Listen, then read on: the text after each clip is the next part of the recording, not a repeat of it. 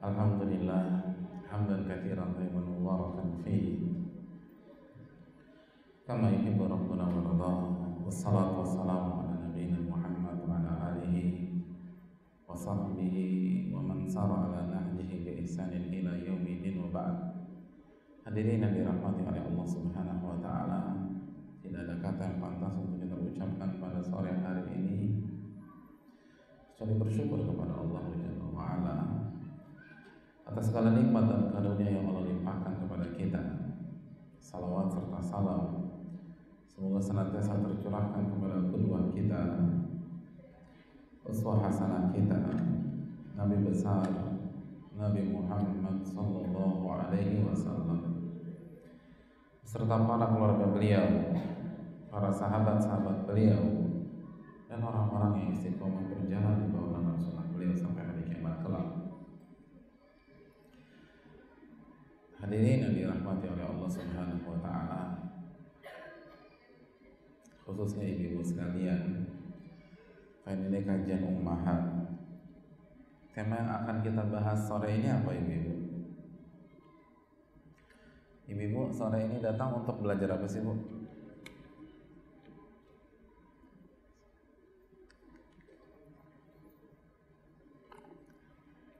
Ibu-ibu nggak tahu ya?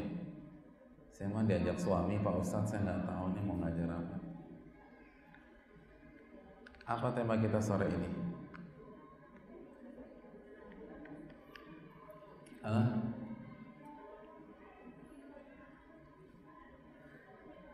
Bu, sunnah Nabi kalau ditanya itu apa, Bu? Jawab. Dalilnya apa? Ketika ada seorang yang mengetuk pintu, lalu Nabi SAW bertanya, "Man anta?" Siapa anda? Terus orang ini jawabnya apa? Ana. Saya ya Rasul. Apa kata Nabi? Ana. Kok ana sih? Kalau saya nanya siapa, jawab nama gitu loh. Jadi sunnah Nabi kalau ditanya, hukumnya kita menjawab. Karena ini adab dan akhlak seorang muslim. Coba, Bapak kalau nanya orang dicuekin enak nggak? Nggak enak. Jadi sekali lagi saya mau bertanya kepada ibu-ibu, tema sore hari ini apa, Bu? Semakin ibu lama jawab, semakin habis waktu kita. Kita cuma sampai 5 kurang 15. Tapi saya senang aja sih kalau habisnya cuma begini-begini aja ya. Berarti saya nggak capek nih. Hah? Oh, istri idaman suami. Ibu merasa belum jadi idaman suami ya, Bu ya? Masya Allah. Oke. Kalau begitu sore hari ini kita akan berusaha menjadi istri idaman suami kita, atau kita berusaha semakin memperkaya ilmu kita sehingga kita semakin diidam-idamkan oleh suami kita. Ibu-ibu yang dirahmati oleh Allah Subhanahu wa taala, materi yang kita akan angkat pada kesempatan sore hari ini adalah sebuah hadis Nabi kita sallallahu alaihi wasallam yang dikeluarkan oleh Al-Imam An-Nasa'i dalam Isyratin Nisa.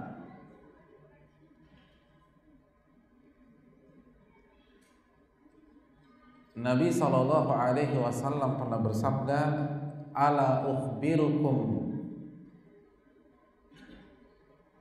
wahai para sahabatku, maukah aku beritahu kalian binisai ahlil jannah atau binisaikum min ahlil jannah?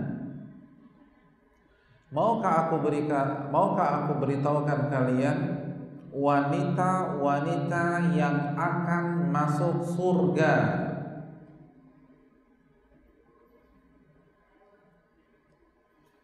Hadirin yang dirahmati oleh Allah Subhanahu wa taala, maka para sahabat antusias. Maka Nabi menjelaskan al-wadud,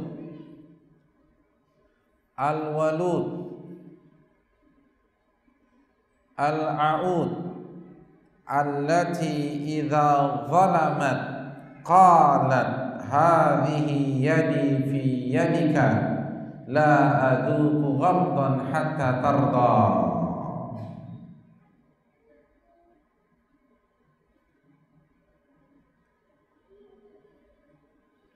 Ini yang akan menjadi kunci sukses ibu-ibu sekalian menjadi seorang istri.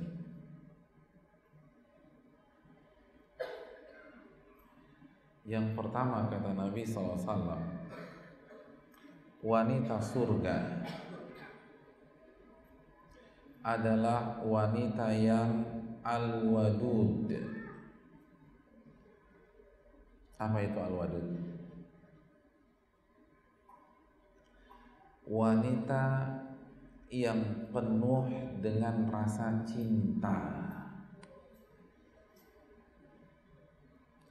Atau yang lebih spesifik lagi, al-wadud adalah wanita yang sedang jatuh cinta dan bisa mengungkapkan rasa cintanya khususnya kepada suaminya.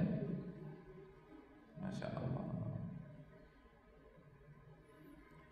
Oleh karena itu, agar kita menjadi istri idaman suami kita, kita harus menjadi wanita yang sedang jatuh cinta kepada beliau dan bisa mengungkapkan rasa cinta tersebut.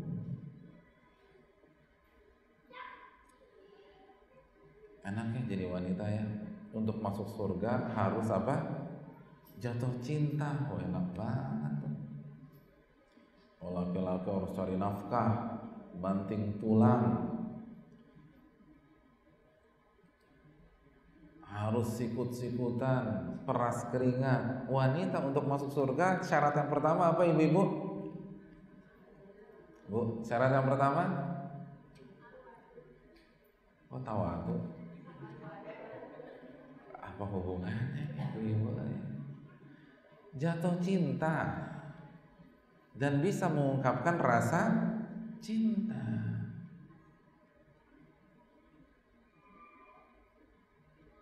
Ini pertama. Jadi kalau kita ingin masuk surga dan menjadi idaman suami kita, kita harus cinta dengan suami kita. Oleh karena itu, mari kita tekankan. Yang pertama, jatuh cinta dengan suami kita. Ibu cinta kepada suami ibu enggak? Enggak, ya Allah. Itu istri siapa tuh? Tolong dikenalin suaranya tuh. Nanti diurus habis kajian ini.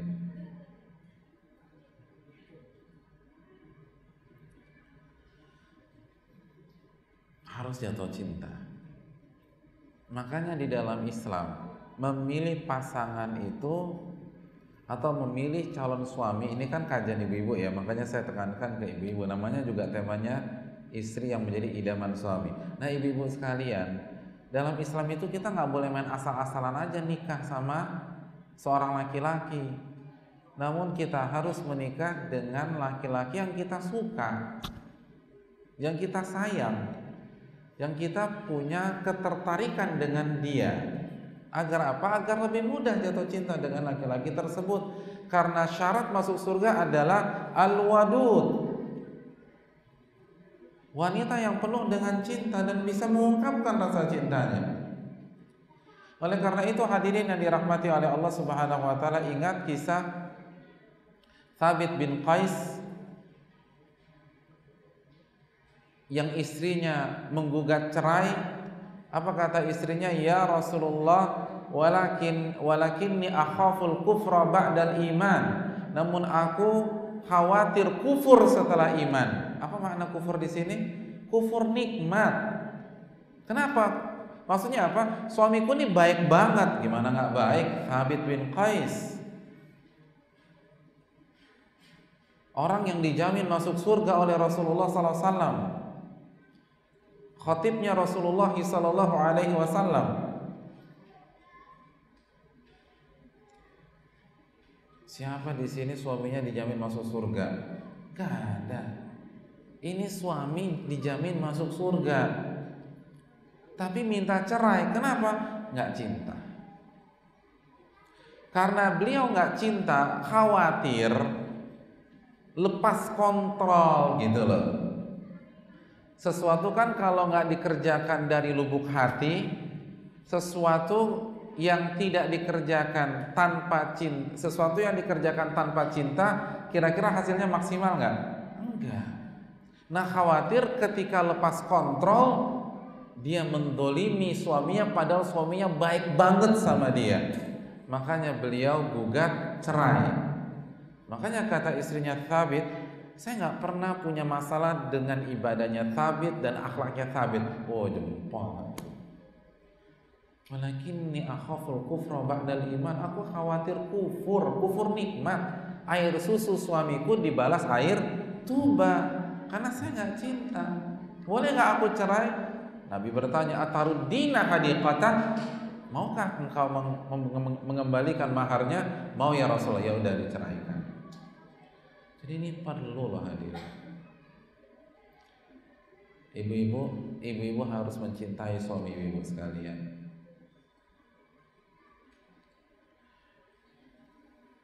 Jadi yang pertama harus jatuh apa, Bu? Ibu-ibu jatuh cinta sama siapa? Ingat, suami sendiri, bukan suami tetangga nih, ibu. Suami sendiri. Hadirin yang dirahmati oleh Allah Subhanahu wa taala.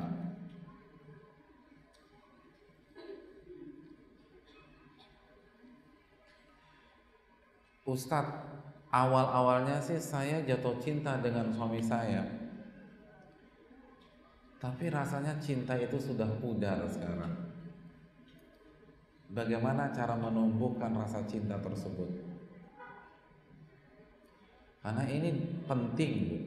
Seluruh kinerja kita akan berantakan kalau kita tidak lakukan dari hati yang penuh dengan rasa cinta.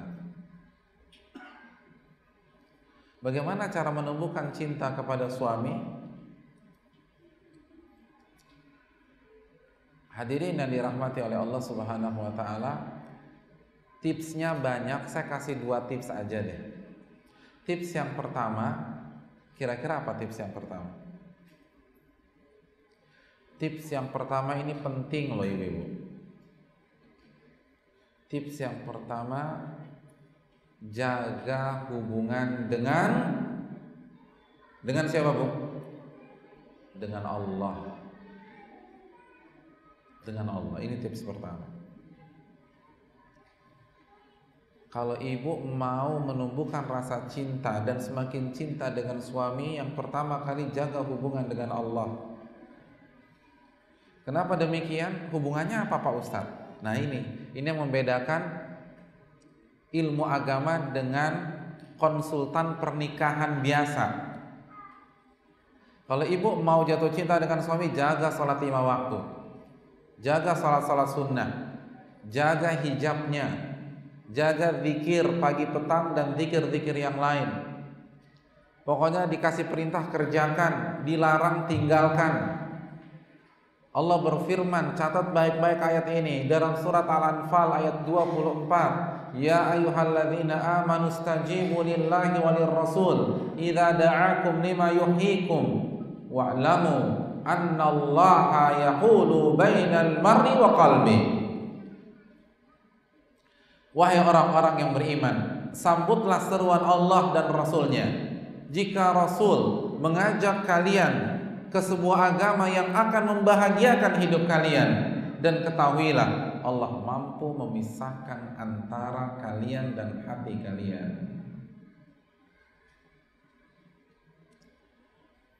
Ada 2 hal yang disebutkan dalam ayat yang mulia ini. Yang pertama, perintah untuk apa? Menyambut seluruh syariat Allah, menyambut perintah dan larangan Allah. Ibu-ibu, saya ingin tanya, hal pertama apa, Bu? Ini kayaknya nggak konsen ibu-ibu di belakang, banyak pikiran. Yang pertama apa, Bu? Menyambut apa? Menyambut perintah dan larangan Allah. Hal yang kedua, Allah memberikan informasi kepada kita bahwa Allah mampu memisahkan kita dengan hati kita. Apa maknanya? Kata Al-Imam As-Sa'di dalam tafsirnya, hal yang kedua ini ancaman. Kalau Anda tidak taat kepada Allah, maka Allah dapat membuat hati Anda liar, sehingga tidak bisa Anda kontrol, sehingga tidak bisa Anda atur.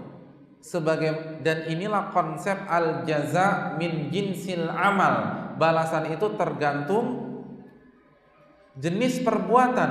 Ketika kita tidak mau diatur oleh Allah, Allah buat hati kita nggak mau diatur oleh kita. Kalau kita tidak mau dikontrol oleh Allah, Allah akan buat hati kita tidak bisa kita kontrol. Kita pengen sayang sama suami kita, nggak bisa. Dan itu sakit loh hati ini. Saya pernah kedatangan seseorang. Dia katakan, Ustadz, saya tidak bisa mencintai suami saya karena perselingkuhan yang beliau lakukan 10 tahun yang lalu. Tapi setelah itu beliau tobat. Beliau taubatan nasuha. Tapi nggak tahu apa. Dan jadi baik Pak Ustadz. Jadi baik, jadi sayang, jadi dekat sama Allah, rajin tahajud, baik sama saya. Tapi saya nggak bisa cinta lagi sama dia. Saya sudah berusaha tetap gagal. Saya sudah berusaha menyayangi dia kembali, nggak bisa-bisa. Capek hidup begini Pak Ustadz. Oh, berat itu.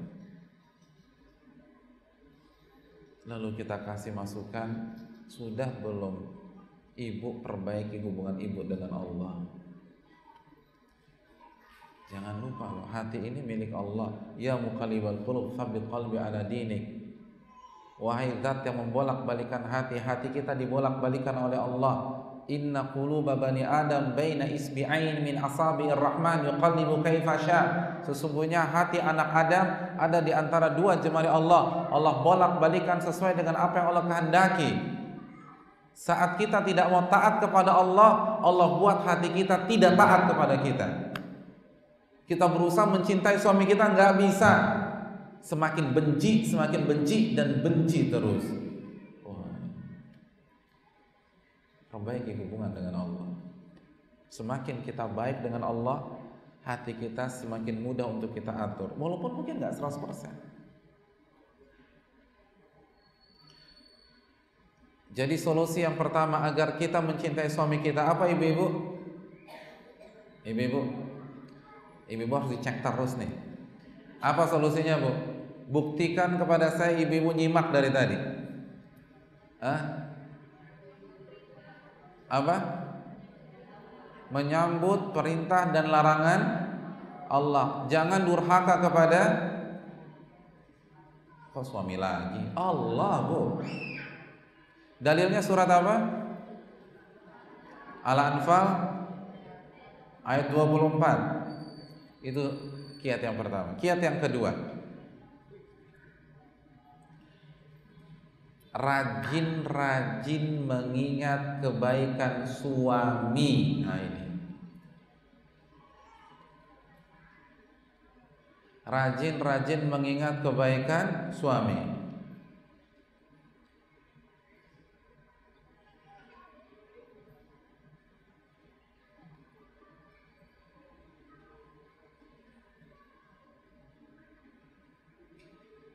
Pokoknya kita harus rajin mengingat kebaikan suami,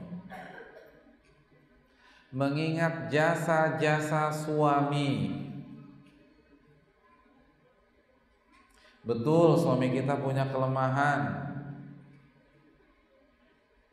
Benar, misalnya suami kita nggak romantis, tidak pernah kasih kata-kata mesra, tapi kan uang belanjanya sebulan 30 juta. Udah ingat yang 30 juta aja deh. Insya Allah, alhamdulillah, semakin sayang sama suami kan gitu. Kalau yang diungkit-ungkit, yang lemah terus, yang kekurangan terus, siapa laki-laki yang gak punya kekurangan? Kullu bani Adam khata. Setiap anak Adam banyak melakukan kesalahan. Pokoknya kalau misalnya rasa cinta itu mulai pudar, ingat jasa-jasa suami. Ingat kebaikan-kebaikan suami. Ingat ketika suami berjuang untuk kita, mencari uang untuk persalinan kita. Ingat saat-saat semotor berdua sama suami. Ingat sudah berapa bunga mawar yang dikasih oleh suami. Udah berapa bunga mawar, Bu? Ini bapak-bapak suka ngasih bunga nggak sama istri? Enggak. Waduh, bahaya nih. Ini harus ada sesi suami idaman kalau begini lah.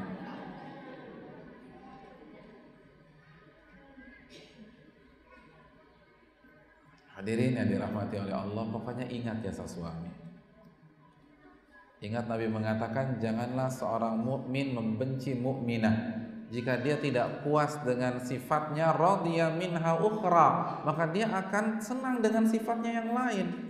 Walaupun hadis ini mukmin kepada mukminah, tapi ingat kaidah usul fikih bahwa ma thabata fi haqqir rijal thabata fi haqqin nisa illa bidalilin mukhassis. Bahwa sesuatu yang berlaku untuk laki-laki berlaku juga untuk wanita, kecuali ada pengkhususan. Nah, sebagaimana suami harus sering-sering mengingat kebaikan istrinya, istrinya pun harus sering-sering mengingat kebaikan suami. Jelas ini Ibu? Paham? Oke, kita mau cek. Siapa yang bisa sebutkan kebaikan suaminya pada minggu ini? Siapa? Hah? Ayo coba diingat-ingat dulu. Suaminya minggu ini buat apa? Ustadz, minggu ini kayaknya nggak ada kebaikannya. Oke, 2 minggu ini sama. Oke, 1 bulan. Lo nggak ada juga. Ibu nggak usah berdiri, sebutin aja. Siapa yang mau sebutkan?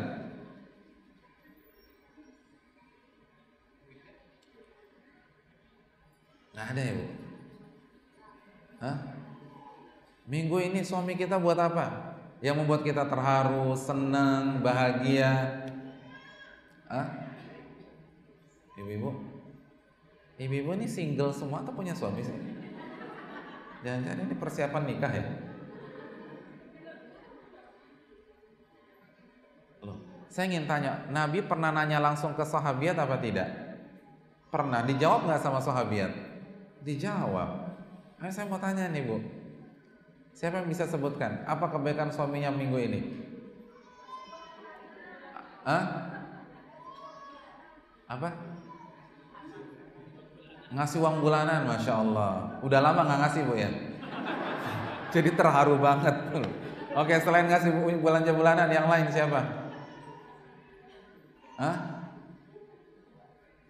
Ibu-ibu? Siapa lagi? Nggak ada. Ya udah. Pokoknya diingat-ingat ya. Itu kiat yang kedua. Selanjutnya, wanita calon penghuni surga itu bisa mengungkapkan rasa cintanya. Caranya bagaimana? Mengungkapkan rasa cinta itu dengan 2 cara. Dengan bahasa verbal atau yang semakna, dan yang kedua dengan sikap. Jadi dengan bahasa verbal dan yang kedua dengan sikap. Kita bahas yang bahasa verbal. Jadi Ibu sekalian, al-wadud adalah wanita yang penuh dengan cinta dan bisa mengungkapkannya. Gimana cara mengungkapkannya? Yang pertama dengan kata-kata. Caranya yang pertama Ibu sekalian,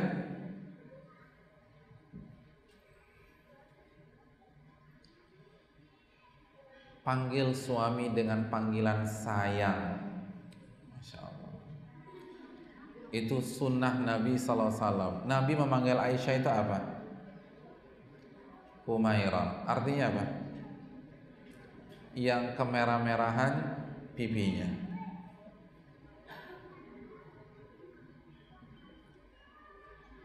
Hadirin, ibu-ibu kalau manggil suami siapa?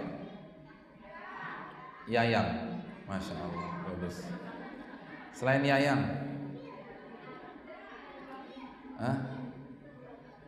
Hani. Hani artinya madu dong. Biasanya ibu-ibu paling benci sama madu. Masya Allah, bagus sih.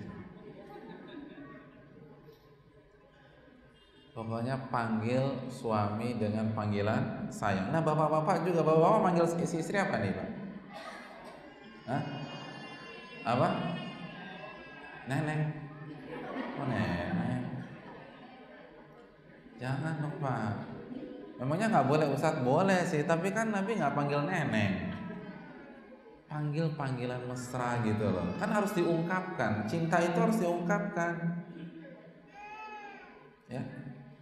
Ustadz, bukan zamannya lagi Pak Ustadz, kita udah punya cucu. Nabi apa nggak punya cucu? Nabi punya Hasan, punya Husain, tapi tetap manggil istrinya Humairah. Jadi hadirin sekalian, ini tidak mengenal batasan usia. Sekali lagi, panggil dengan panggilan sayang. Itu yang pertama. Yang kedua, seorang istri tidak boleh malu untuk mengungkapkan rasa cinta. Rasa apa? Rasa cintanya sama suami. Idza ahabba ahadukum akha falyu'limhu. Nabi SAW bersabda, apabila salah seorang dari kalian mencintai saudaranya, maka ungkapkanlah, bilang saya cinta kepada engkau karena Allah. Jadi wanita idaman suami dan calon penghuni surga itu yang gak gengsi mengatakan aku sayang kamu yang gitu, aku kangen sama kamu, aku cinta kamu. Ibu-ibu diungkapkan kan ibu? Ungkapkan. Bapak-bapak coba saya nanya, jujur bapak-bapak, istrinya suka mengatakan cinta nggak? Enggak. Waduh, kok kayaknya gersang banget rumah tangga di Denpasar ya? Ini biasanya kan Denpasar itu kan identik dengan honeymoon. Itu kan orang honeymoon ke Bali katanya. Katanya belajar dari orang Bali. Jarang orang honeymoon ke Jakarta tuh nggak ada. Honeymoon itu ke Bali.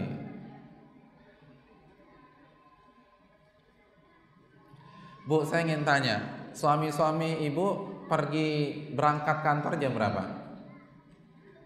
Jam berapa, Bu? Bu, ibu-ibu, suami berangkat jam berapa? Jam 8. Kalau suami berangkat jam 8, jam 8.15 tuh SMS beliau, yang aku kok kangen banget sama kamu. Masya Allah, luar biasa. Itu baru. Iya dong. Itu insya Allah muter balik suami.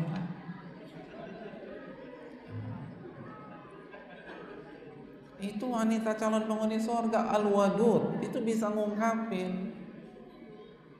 Jadi itu kehidupannya enak gitu loh, bukan cacian, bukan makian yang keluar.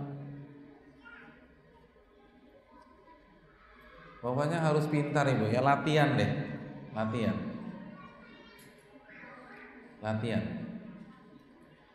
Ya mungkin karena selama 20 tahun nikah nggak pernah bilang sayang, nggak pernah bilang kata cinta, pertama kali mungkin dicurigain sama suami. Kamu nggak salah kirim SMS ya? Tapi insya Allah kalau dijelaskan ini sunnah Nabi, udah ngaji, yang insya Allah bisa semakin harmonis. Itu yang kedua. Yang ketiga, al-wadud itu senantiasa berbicara dengan suami dengan lemah lembut, karena kan penuh dengan rasa cinta. Orang yang lagi jatuh cinta kan nggak marah-marah dong. Nah begitu juga istri yang penuh dengan rasa cinta itu kalau bicara sama suami lemah lembut. Kalau berbicara dengan suami pakai nada rendah dan tidak boleh pakai nada tinggi.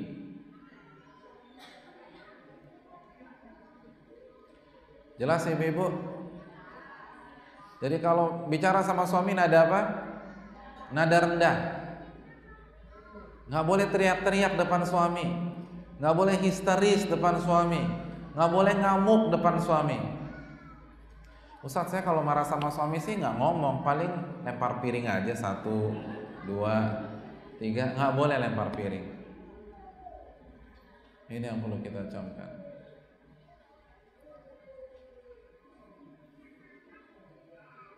Hadirin, ingat tidak hadis Nabi SAW pernah berkata kepada Aisyah radhiyallahu taala anha, aku tahu kapan kamu sedang marah, kapan kamu sedang normal. Kata Aisyah, coba ya Rasulullah, kalau kamu lagi normal, kamu akan mengatakan wa rabbi Muhammadin, demi Rabbnya Muhammad. Tapi kalau kamu lagi marah, kamu akan mengatakan wa rabbi Ibrahim, demi Rabbnya Ibrahim. Maksudnya apa? Gaya bahasa orang Arab itu sering menggunakan sumpah. Jadi orang Arab tuh dikit-dikit sumpah, atau sering melakukan sumpah. Nah, Aisyah kalau lagi senang itu sumpahnya demi Rabb Muhammad. Maksudnya apa? Demi Allah. Tapi dia pengen aja nyebut nama suaminya, demi Rabb Muhammad. Tapi kalau lagi marah, beliau akan mengatakan apa? Demi Rabb Ibrahim. Kata Aisyah, benar ya Rasul, aku tidak bisa berpaling kecuali hanya dengan tidak menyebut namamu saja. Jadi semarah-marahnya Aisyah hanya mengucapkan demi Rabb Ibrahim. Ibu kalau marah begitu nggak? Demi Rabb Ibrahim? Hah? Oh, kamu tinggi. Apa salahku mas? Memangnya kamu aja yang bisa banting pintu, aku juga bisa. Jeder. Ini nggak boleh. Kalau kau jantan ceraikan aku, ya kalau kau jantan ceraikan aku lagi. Nggak boleh. Wanita ahli sorga tuh nggak boleh bilang begitu. Itu Aisyah loh. Bayangkan Aisyah ketika Nabi meninggal dunia itu usianya kurang lebih 17 tahun. Jadi bayangkan, wanita masa puber tapi cerdas sekali dalam mengontrol emosi. Kalau marah ke Nabi itu nggak pernah pakai nada tinggi, selalu nada rendah. Ini yang perlu kita camkan bersama-sama. Jelas ini hadirin sekalian, ibu-ibu? Itu cara mengungkapkan dengan lisan. Yang berikutnya, cara mengungkapkan rasa cinta dengan sikap. Cara mengungkapkan rasa cinta dengan sikap yang pertama jelas-jelas taat sama suami. Fassalihatu qanitatun, dan wanita-wanita salihat taat kepada suami. An-Nisa ayat 34. Ulama kita mengatakan in kana hubbuka shadiqan la ata'tahu innal muhibba liman yuhibbuhul muti'. Kalau cinta Anda tulus, Anda akan taat sama dia. Karena seorang yang sedang jatuh cinta akan menuruti keinginan pihak yang ia cintai. Jadi kalau kita benar-benar cinta kepada suami kita, kita akan taat. Kita nggak akan bantah, kita nggak akan ngelawan. Oleh karena itu, wanita yang sedang jatuh cinta, dia tidak boleh membantah perintah suaminya. Semuanya, kecuali satu kondisi. Apa kondisi tersebut? Maksiat. Dan sekali lagi saya tekankan, maksiat itu hanya dua unsur. Unsur yang pertama, meninggalkan yang wajib, dan unsur yang kedua, mengerjakan yang haram. Selama suami tidak memerintahkan kita mengerjakan yang haram dan meninggalkan yang wajib, kita harus taat. Kita harus taat. Kita harus taat, ibu sekalian.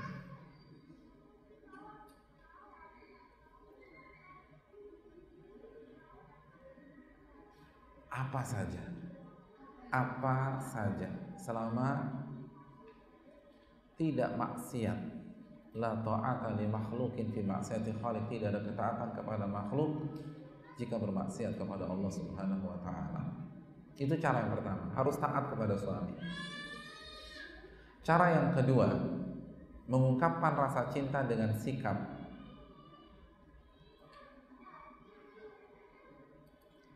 Melayani suami, membantu mengurusi kebutuhan dan keperluan suami selama kita mampu. Lihat bagaimana Khadijah radhiyallahu taala anha. Beliau mendermakan uang beliau, waktu beliau untuk mendukung dakwah Rasulullah sallallahu alaihi wasallam. Ketika Nabi diboikot, Khadijah pun ikut diboikot bersama suami tercintanya sallallahu alaihi wasallam. Wanita yang jatuh cinta dengan suaminya harus melayani. Kita harus punya jiwa melayani. Jelas itu ya?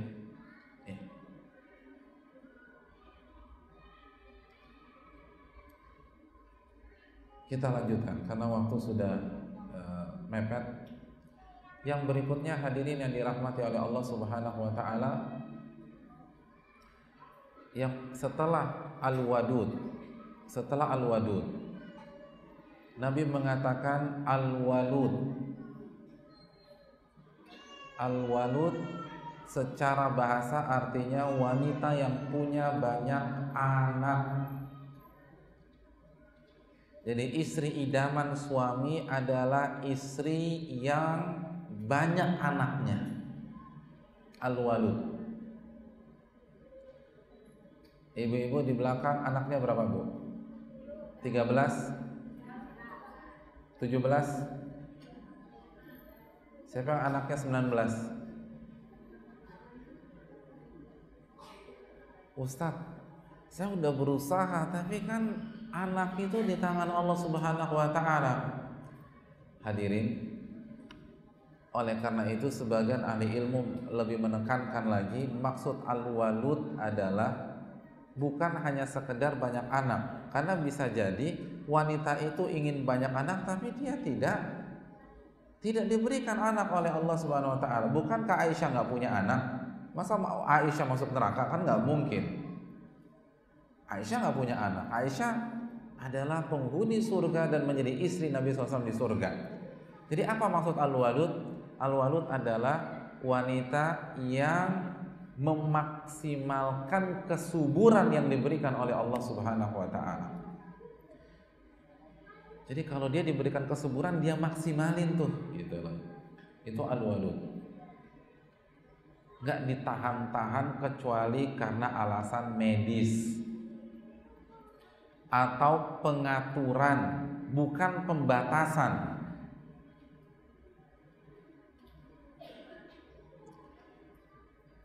Istri idaman bukan istri yang takut melahirkan karena khawatir tubuhnya berubah, karena khawatir karirnya terganggu. Betapa banyak wanita di kota-kota besar membuat komitmen, pokoknya aku nggak mau punya anak dulu ya, aku mau karir sampai 35 tahun. Ini bukan istri idaman. Atau takut anaknya nggak bisa makan nanti, nggak bisa kuliah, tidak bisa mendapatkan pendidikan yang layak. Ini juga bukan istri idaman. Bukankah Allah sudah berfirman dalam surat Al-Isra ayat 31, wala taqtulu auladakum khasyata imlaq, janganlah kalian membunuh anak-anak kalian karena takut miskin. Nahnu narzuquhum wa iyyakum, kami yang memberikan rizki kepada mereka dan kepada kalian. Yang nanggung rizki anak kalian itu bukan kalian, kami, kata Allah. Jadi apa persoalannya sama kalian? Kenapa kalian yang batasin? Memangnya kalau ayahnya meninggal, anaknya pasti meninggal juga? Kan enggak. Itu menunjukkan rizki anak itu beda dengan rizki bapaknya. Jadi nggak usah khawatir, rizki ditanggung oleh Allah. Dan kita jangan termakan propaganda yang menginginkan umat Islam itu sedikit.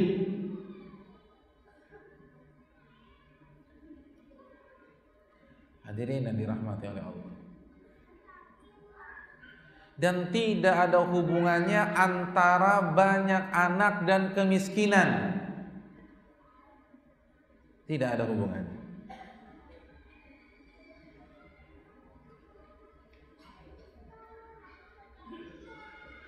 Kemiskinan itu karena orang tidak bertakwa, atau memang dia ditakdirkan miskin oleh Allah Subhanahu wa Ta'ala, tapi nanti Allah akan berikan jalan keluarnya. Jadi nggak ada hubungannya sama sekali dengan banyak anak. Jadi kita ini harus punya konsep 2 anak tidak cukup, gitu loh konsepnya. 2 anak nggak cukup, 12 begitu. Hadirin, saya ingin tanya, negara yang dengan angka populasi terbesar di dunia negara apa? Cina, Tiongkok. Apakah itu negara miskin? Enggak, negara maju. Bahkan Amerika aja nggak bisa membendung kekuatan ekonomi Cina. Dan dia pemegang status hak veto PBB. Itu bangsa besar. Nggak ada hubungannya. Dan orang-orang kaya itu banyak dari sana. Kalau logika banyak anak miskin, harusnya negara termiskin di dunia adalah Cina. Orang yang paling banyak anaknya. Ini nggak benar. Itu simpel aja deh. Dan seluruh bangsa-bangsa besar di dunia saat ini itu populasinya banyak. Populasinya banyak. Kita harus yakin kepada Allah Subhanahu wa Ta'ala. Jangan ragu-ragu. Idaman istri yang mensupport suaminya untuk punya banyak anak. Yakin sama Allah Subhanahu wa Ta'ala. Itu yang kedua. Yang ketiga, yang terakhir, al-a'ud allati idza zalamat. Yang ketiga adalah al-a'ud. Apa al-a'ud? Dijelaskan oleh para ulama bahwa Nabi sendiri yang langsung mentafsirkan makna al-a'ud, yaitu wanita apabila ia melakukan kesalahan maka ia datangi suaminya, lalu ia berkata, hadihi yadi fi yadika. Ia genggam tangan suaminya dan ia mengatakan, tanganku menggenggam tanganmu. La adzuqu ghamdan hatta tarda. Mataku ini tidak akan terpejam sampai engkau memaafkan diriku dan ridho terhadapku. Luar biasa. Jadi kalau istri yang salehah, kalau dia melakukan kesalahan, maka dia akan mendatangi suaminya. Dia nggak gengsi. Dia akan datangi suaminya. Lalu ia genggam tangan suaminya. Lalu ia katakan, mata ini tidak akan tertidur, tidak akan terpejam sampai engkau ridho dan engkau memaafkan diriku. Masya Allah, luar biasa. Tapi benar, jangan 5 menit kemudian tidur juga. Ini mau basa-basi doang nih. Benar nggak? Jangan tidur. Ini kalau mau jadi istri idaman, ini hadis Nabi SAW. Kita kadang-kadang galakan kita sama suami kita. Pokoknya kalau suami kita marah dengan kelakuan kita dan kita salah, ibu harus lakukan hal ini. Apa yang harus kita lakukan, ibu-ibu? Bu, yang pertama apa? Ya si ibu-ibu nih. Saya ngomong kok ibu-ibu yang kecapean sih? Yang pertama apa? Yang pertama apa yang harus kita lakukan? Datangi suami kita. Kita yang datangi, jangan jual mahal. Kita yang datangi. Yang kedua, genggam tangannya. Yang ketiga,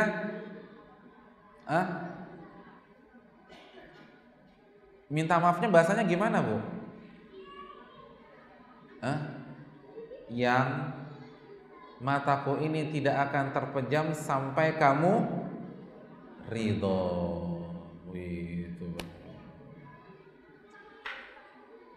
Itu bukan maaf ya, pokoknya aku udah minta maaf loh, udah. Jadi kok galakan dia, ya Allah? Itu minta maaf atau ngancem? Dan harus ibu buktikan kalau suami benar-benar kalau suami nggak maafin, itu benar, jangan tidur, tunjukkan perjuangan kita bahwa kita menyesal. Ustaz, pokoknya saya udah minta maaf tadi malam, terserah suami mau maafin atau enggak. Loh, bukan begitu. Kita mau minta maaf. Jelas ibu-ibu? Jelas? Belum jelas, karena ada riwayat yang lain. Dalam riwayat yang lain, au dzulimat, atau dia yang terzolimi oleh suaminya. Suami pulang-pulang marah, urusan kantor, urusan pekerjaan dibawa ke rumah, kita yang disemprot, kita yang jadi pelampiasan, marah tanpa sebab, tiba-tiba suara tinggi, tiba-tiba ngebentak. Nabi mengatakan, wanita penghuni surga dia akan datangi suaminya, dia akan genggam tangan suaminya, dan dia akan mengatakan, la ghamdan hatta tarda, mata ini tidak akan terpejam sampai engkau ridho. Jadi walaupun kesalahan di pihak suami, tetap yang jemput bola siapa? Istri. Yang mendatangi istri, yang menggenggam tangannya istri, yang minta maaf istri. Yang tidak akan tidur siapa? Istri. Adil nggak ibu-ibu? Siapa yang berani bilang nggak adil? Angkat tangan. Ini saya bacakan hadits Nabi SAW. Siapa yang berani mengatakan Nabi nggak adil? Masya Allah.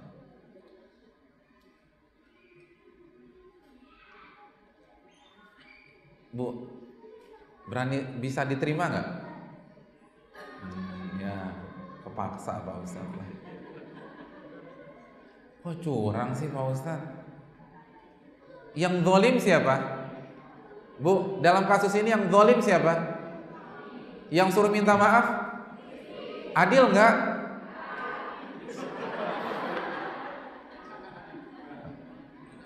Bahaya ibu-ibu di sini. Berani nentang Rasulullah SAW.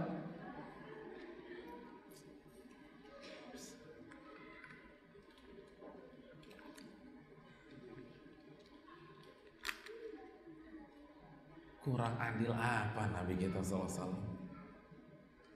Saya ingin tanya, kalau ibu-ibu bisa melakukan hal ini, jaminannya apa kata Nabi tadi? Surga. Masih nggak adil?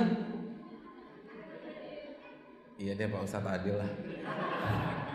Ibu-ibu jangan lihat sebatas perasaan ibu semata dong. Bu, gini loh Bu, kalau kita melihat sesuatu jangan dari satu sisi. Jangan dari satu sisi. Saya ingin tanya sama ibu-ibu sekalian, uang 100 juta mahal atau murah? Besar atau kecil? Salah jawabannya. Jawabannya tergantung. Kalau dengan 100 juta kita bisa beli tanah 2 hektar di Nusa Dua, murah 100 juta. Ya enggak? Benar. Tapi kalau 100 juta, saya punya motor Supra, saya jual ke ibu-ibu 100 juta, mahal atau murah? Mahal. 100 juta tuh nggak relevan Ustaz. Nah begitu juga, bolehlah kita protes kalau nggak ada pahalanya. Ini surga kok, masa masih dibilang nggak adil juga? Ini jalan yang mudah banget masuk surga. Kita cuma disuruh minta maaf sama siapa? Suami. Kalau disuruh minta maaf sama musuh kita, mungkin kita mikir-mikir. Kalau kita disuruh minta maaf sama tetangga kita, bolehlah kita protes. Kalaupun harus protes, ini suami yang menafkahi kita, yang menjaga kita, yang membela kita, yang menjadi pendamping hidup kita, yang mengayomi kita. Masa nggak mau sih ngalah sesaat saja untuk suami? Segitu perhitungannya ibu-ibu di sini. Wah, masya Allah. Gimana ibu-ibu? Sama suami perhitungan apa enggak? Maka kalau suami lagi khilaf, yang minta maaf siapa? Suami lagi. Saya bilang gitu loh bu. Dan ibu mendapatkan apa? Surga. Ibu mendapatkan surga. Ustadz, saya masih kurang puas nih Ustadz. Dapat surga kurang puas bu? Bukan begitu sih. Tapi kan yang salah suami Pak Ustadz. Kok kayaknya kadang-kadang orang bilang Islam itu menyudutkan wanita. Nah ini contoh hadisnya katanya Pak Ustadz gitu loh. Kan gitu ya. Ini kan kayaknya wanita itu disudutkan terus. Keliru. Hadis ini justru mengangkat derajat wanita. Saya ingin tanya sama Bapak Ibu sekalian yang punya anak lebih dari satu. Misalnya kita punya anak yang satu SMA, yang satu mau masuk SD. Rebutan mainan, sama-sama ngotot, nggak ada yang mau kalah. Rumah udah kayak kapal pecah. Kita sebagai orang tua minta siapa yang ngalah pada saat itu? Si abang atau si adik? Abang. Kenapa? Karena lebih dewasa. Kita akan meminta yang lebih dewasa ngalah. Dalam kasus ini, yang disuruh ngalah siapa? Suami atau istri? Oh, ibu diem. Bu, tadi yang dolim siapa bu? Yang disuruh minta maaf? Berarti yang disuruh ngalah siapa? Berarti dalam kasus ini yang lebih dewasa siapa? Loh, dipuji kok protes ibu-ibu sekalian. Saya suka heran. Ini kan berarti Nabi muji. Harusnya ibu kegeeran baca hadis ini. Bukan bilang gak adil. Iya gak? Iya kan? Ya Allah, saya jadi terharu Pak Ustadz. Kenapa ini loh Nabi kita Pak Ustadz, suami yang marah, ternyata istri disuruh minta maaf. Berarti kan saya sebagai wanita diangkat oleh baginda Rasul. Saya dianggap lebih dewasa pada saat itu. Makanya saya diminta-minta maaf. Hadirin yang dirahmati oleh Allah, ini hadis mengangkat derajat wanita, tapi mayoritas wanita nggak paham betapa mulianya diri mereka. Oleh karena itu tidak ada alasan untuk menolak hadis ini. Dan ini pelajaran penting. Allah dan Rasulnya tidak memihak kepada suami, tapi Allah yang menciptakan suami dan Allah yang menciptakan istri. Allah berfirman dalam surat Al-Mulk ayat 14, "Ala ya'lamu man khalaqa wa huwal latiful khabir." Bukankah yang menciptakan Anda lebih tahu tentang Anda? Allah tahu karakter suami, Allah tahu karakter istri. Maksudnya Allah tahu karakter laki-laki dan Allah tahu karakter wanita. Dalam kasus seperti ini solusinya istri yang diminta mengalah. Kalau nggak ketemu udah. Karena pada saat itu yang bermain adalah ego laki-laki. Yang bermain adalah ego pemimpin. Kalau istri merespon dengan suara tinggi, berantakan. Kalau istri merespon dengan kekuatan juga, berantakan. Maka yang disuruh ngalah siapa? Istri. Karena sekali lagi ini berkaitan dengan ego laki-laki. Ego pemimpin. Betul begitu ibu-ibu? Si ibu-ibu lah. Loh, ini benar loh. Coba cek deh. Ketika suami suami lagi ada masalah di luar nih. Terus pulang marah-marah. Kita balas marah-marah. Kira-kira rame apa tenang? Rame. Karena itu ego laki-laki. Kan kelemahan laki-laki itu apa sih? Kelemahan suami kita apa bu? Egois. Mau menang sendiri, nggak mau kalah. Betul begitu bu? Oh, dalam banget ya ibu di belakang. Benar Pak Ustaz. Ya karena pemimpin tuh punya kelemahan demikian. Karena memang pemimpin harus egois, tetapi kadang-kadang lepas kontrol, overdosis. Karena kalau dia nggak egois, maka dia akan didikte oleh orang. Kan egois dalam tanda petik positif kan boleh. Pada saat rapat, pemimpin yang harus ambil alih rapat. Enggak, ini keputusan saya. Dia harus bisa demikian. Nah, tapi kadang-kadang pemimpin itu overdosis. Nah, ketika overdosis, yang disuruh kasih obat penawarnya itu pasangan hidupnya, agar rumah tangga jadi seimbang lagi. Kalau sama-sama emosional, sama-sama marah, sama-sama emosi, berantakan itu rumah tangga.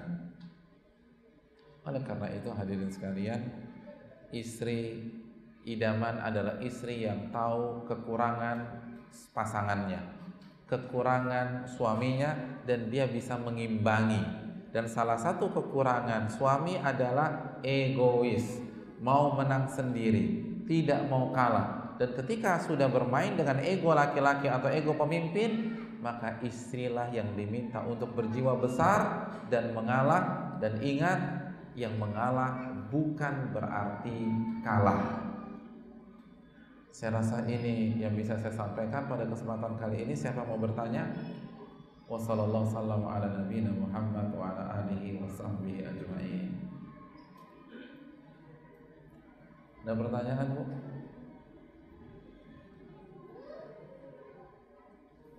Masih banyak ya waktu kita sampai maghrib ini ya, Bu? Mau tanya apa, Bu? Ibu-ibu, bapak-bapak boleh nanya nggak? Nggak boleh kan ya? Ini spesial ibu-ibu. Ah, itu ada tuh, Pak. Ya. Dek, jangan dibawa pulang, Dek. Ya, makasih banyak.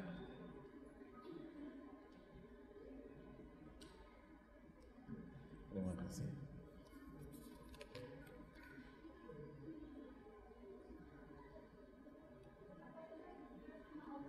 Assalamualaikum. Waalaikumsalam. Ustadz, anak istri kedua. Qadarullah, anak selalu mengalah pada kakak madu masalah waktu. Apakah dengan mengalah karena Allah anak mendapatkan pahala kelak, dan anak jarang dihubungi oleh suami, disitulah terkadang perasaan anak pada suami berkurang, mau nasihatnya. Terima kasih, jazakallahu khairan. Iya, terima kasih kepada ibu yang bertanya atas pertanyaannya. Hadirin, kalau ditanya dapat pahala apa tidak, jawabannya dapat. Sebagaimana yang dilakukan oleh siapa? Sauda, yang memberikan jatahnya kepada Aisyah. Maka Aisyah sangat respect dengan Sauda.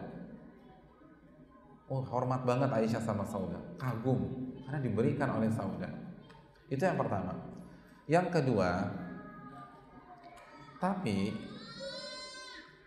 suami ibu juga harus adil dan berusaha untuk adil. Dan ini yang jadi masalah ya hadirin sekalian. Di masyarakat kita berkembang, syarat poligami itu hanya adil. Jadi kesannya tuh demikian di masyarakat ya. Padahal nggak cukup adil loh. Di antara yang harus dia miliki adalah dia tahu fikih poligami. Dia harus mengerti fikih poligami. Ini mayoritas orang poligami tidak tahu fikih poligami. Jadi akhirnya jadi masalah. Tidak tahu fikih kismah, pembagian waktu antara istri pertama, kedua, ketiga atau keempat. Tidak tahu karakter wanita. Tidak tahu fikih manajemen konflik di dalam Islam. Akhirnya berantakan. Hadirin yang dirahmati oleh Allah Subhanahu wa taala, perlu kita camkan, pembagian waktu itu di malam hari. Di siang hari, suami boleh menemui istri mana saja. Bahkan kita tahu kebiasaan Nabi SAW, sebelum Nabi menggilir, itu kan selalu makan malam bareng. Jadi makan bareng sama 9 istrinya. Baru setelah makan malam, Nabi SAW pergi ke gilirannya. Jadi ketemu terus, makanya ini keliru. Seorang suami yang poligami tapi tidak menghubungi dan tidak berkomunikasi dengan istri keduanya. Dan ibu harus bicarakan masalah ini karena ini tidak sehat. Ini tidak sehat. Bukan seperti itu poligami yang benar. Wallahu ta'ala bishawab.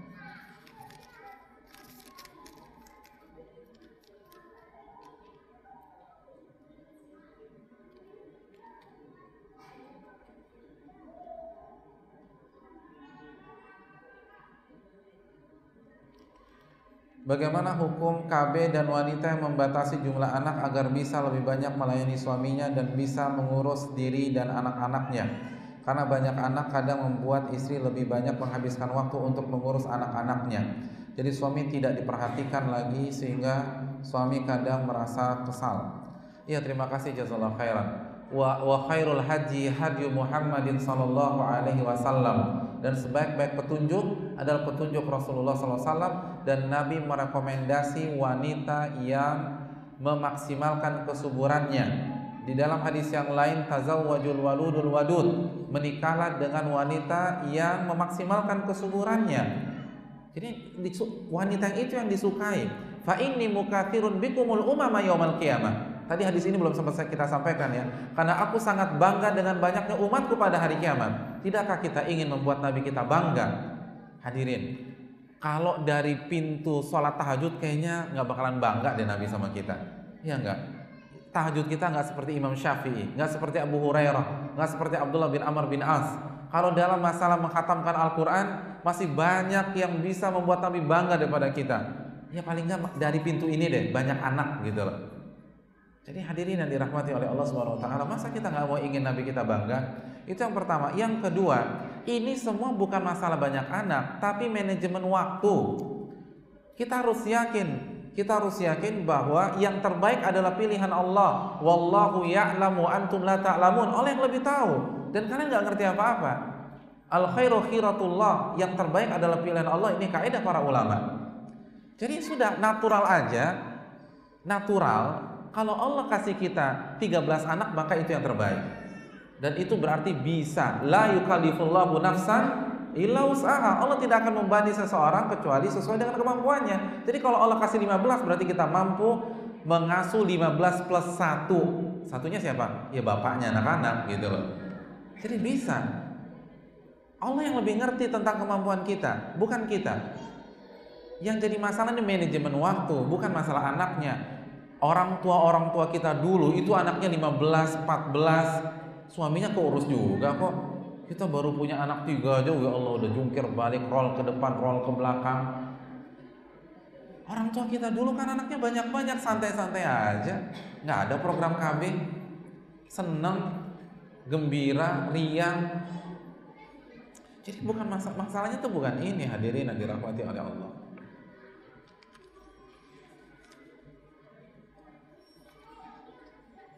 Dan saya tahu ada ada seorang istri yang memiliki 11 anak, itu tetap dipuji oleh ummahat yang lain karena kecantikannya. Jadi itu udah terkenal, pintar rawat diri, pintar menjaga kulit, padahal anaknya 11. Dan suaminya tidak pernah terlepas dari pelayanannya. Jadi ini masalahnya manajemen waktu.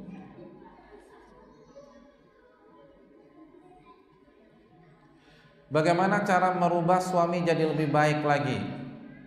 Saya jawab 2 saja ya. Yang pertama, jadikanlah diri kita lebih baik lagi.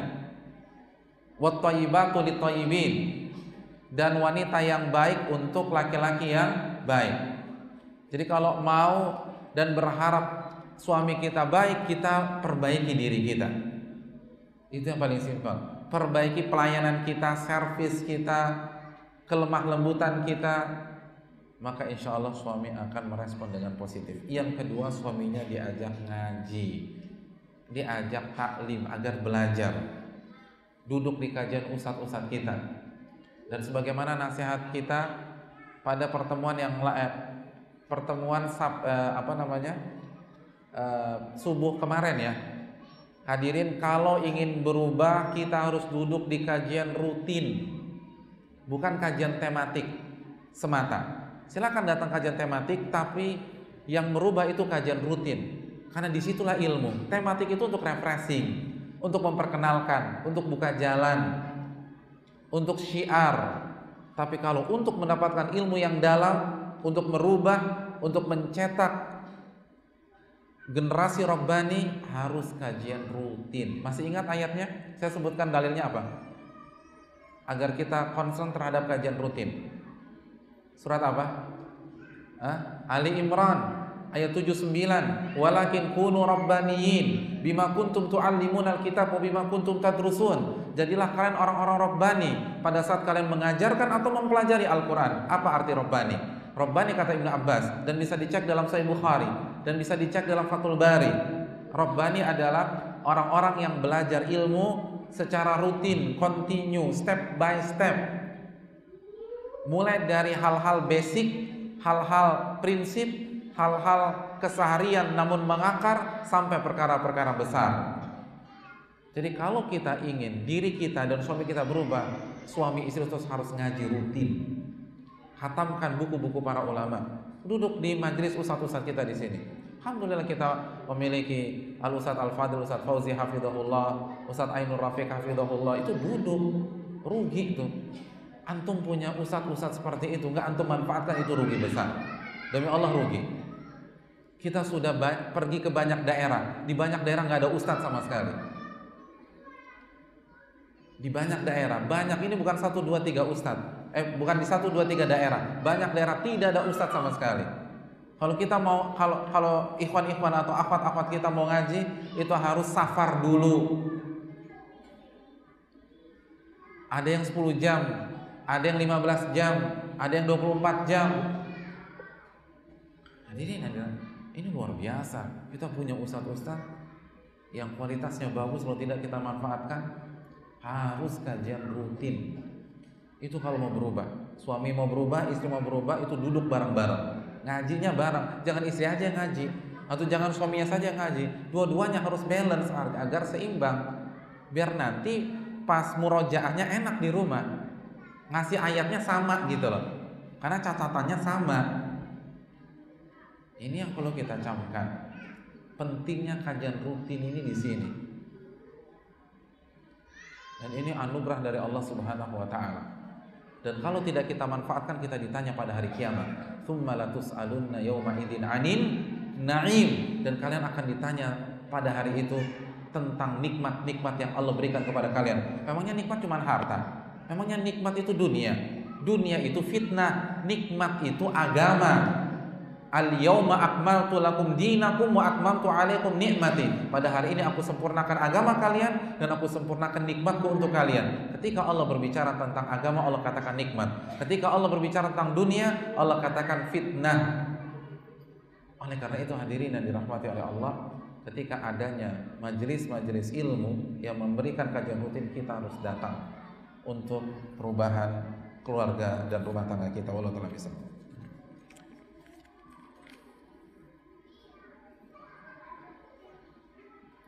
Assalamualaikum warahmatullahi wabarakatuh. Bagaimana cara yang baik menasihati atau mengkoreksi sikap suami yang kurang baik?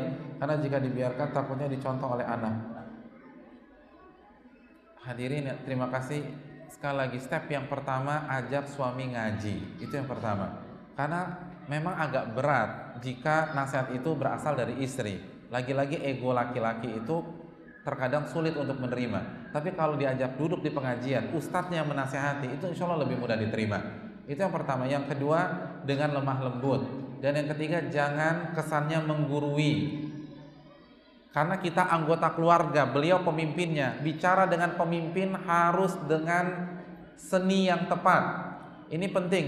Ibu-ibu harus tekankan masalah ini. Mayoritas istri tidak tahu bagaimana berbicara dengan suami. Saya ingin tanya, pemimpin ibu dalam rumah tangga siapa? Siapa, Bu? Suami. Kalau begitu saya ingin tanya, cara berbicara dengan pemimpin itu bagaimana? Ya. Ya.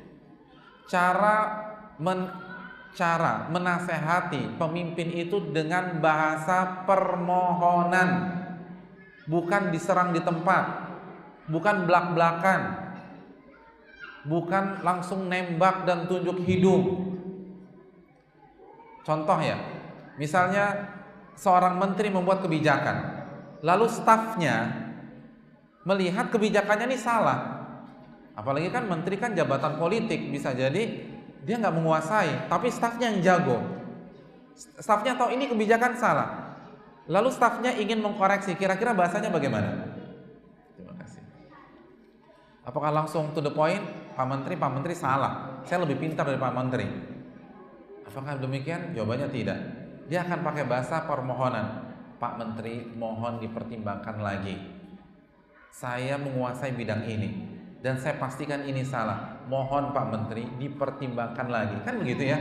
Jadi pakai kata-kata permohonan. Nah, begitu juga istri ke suami, gunakan bahasa permohonan, bukan langsung tunjuk hidung. Apalagi diceramain suaminya. Bibi, duduk sini. Umi mau bicara. Innal hamdalillah nahmaduhu wa nasta'inuhu wa nastaghfiruh. Subhanallah. Ya Allah, SP3 ini hadirin, enggak bisa.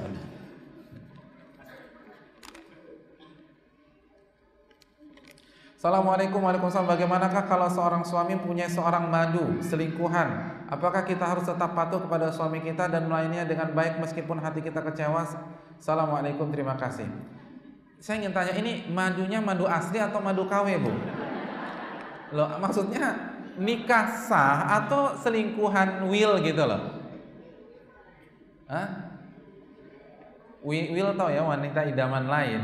Artinya selingkuhan. Ini nikah beneran, mungkin siri gitu, atau nggak nikah, zina? Siapa yang bertanya ini? Oh, yang jelas nggak mau aku, Ustaz. Hadirin hadir, kalau misalnya nikah siri, maka sebagai seorang istri, maka kita harus menerima syariat Allah Subhanahu wa taala. Tapi kalau ini will, ini selingkuhan, maka berikan hak suami, tapi diproses kasus ini. Karena masalah perzinahan berat di dalam Islam. Allah berfirman di awal-awal surat An-Nur, wa hurrima dzalika 'alal mu'minin.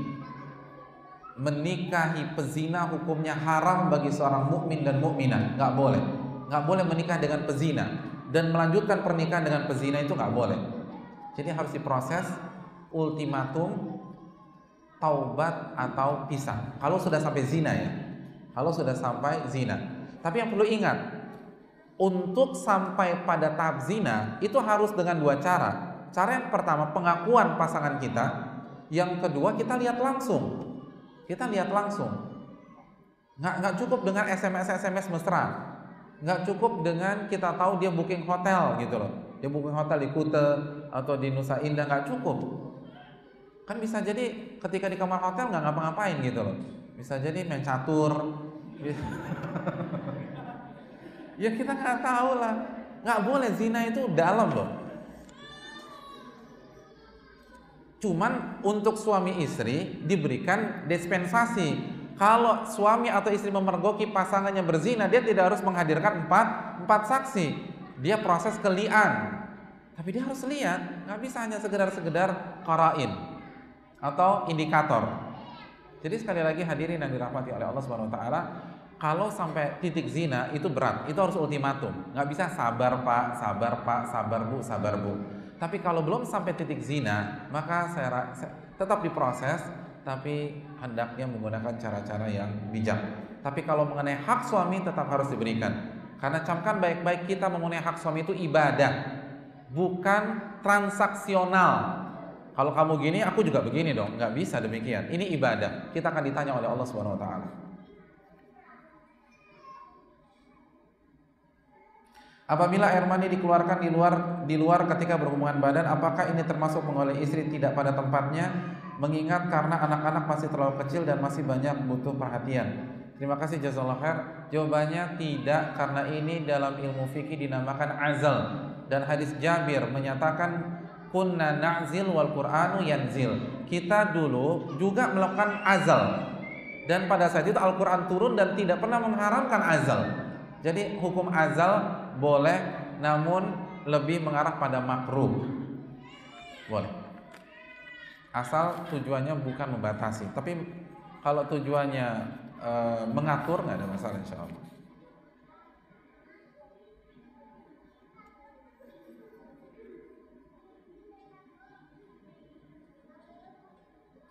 Lalu bagaimana bila sang suami sering memukul, apakah sang istri juga harus diam? Dan bagaimana bila sang suami tidak mau bekerja, apakah kita tetap harus sabar? Terima kasih, jazakallahu khairan. Yang pertama yang harus dilakukan istri adalah evaluasi diri. Wa ma asabakum min musibatin fa bima kasabat aydikum wa ya'fu an katsir. Dan apapun yang menimpa kalian itu disebabkan dosa-dosa kalian. Itu yang pertama. Yang kedua, istri tidak boleh melawan alias balas memukul kecuali kalau darurat. Dan kecuali darurat dan mungkin dimasukkan ke daf'us sa'il, mempertahankan diri. Tetapi hadirin yang dirahmati oleh Allah Subhanahu wa taala, dia juga tidak boleh diam begitu saja.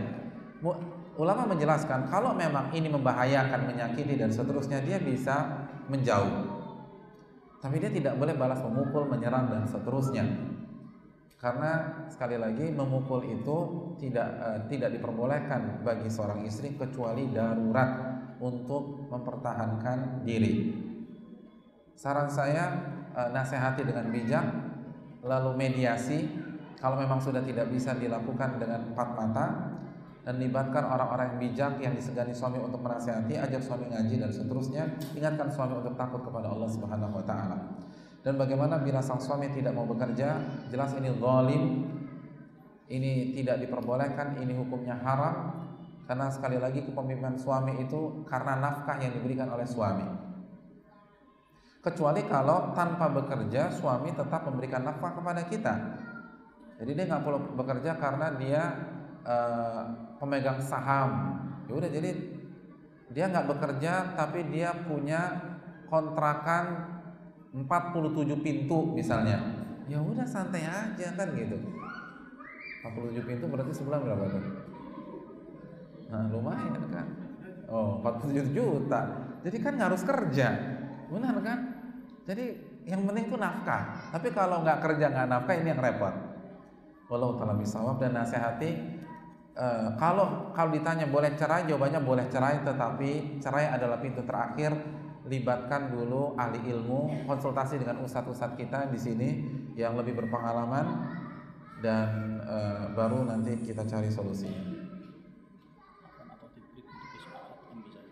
Oh, boleh. Untuk simpan ya. Iya, terima kasih. Saya rasa cukup sampai di sini karena waktu sudah mendekati maghrib, dan pertanyaan-pertanyaan yang belum terjawab akan disimpan oleh panitia. Aman ya, Pak? Aman insya Allah. Dan akan ditanya, yang akan diangkat lagi di kajian besok insya Allah ta'ala, di Asyifa. Jadi yang merasa pertanyaannya belum dijawab, maka dia hendaknya datang ke Asyifa. Yang sudah dijawab datang juga gitu. Jadi yang penting semuanya datang insyaallah. Terima kasih, senang bisa belajar bersama pada sore hari ini bersama jamaah sekalian. Wassalamualaikum warahmatullahi wabarakatuh. Assalamualaikum warahmatullahi wabarakatuh.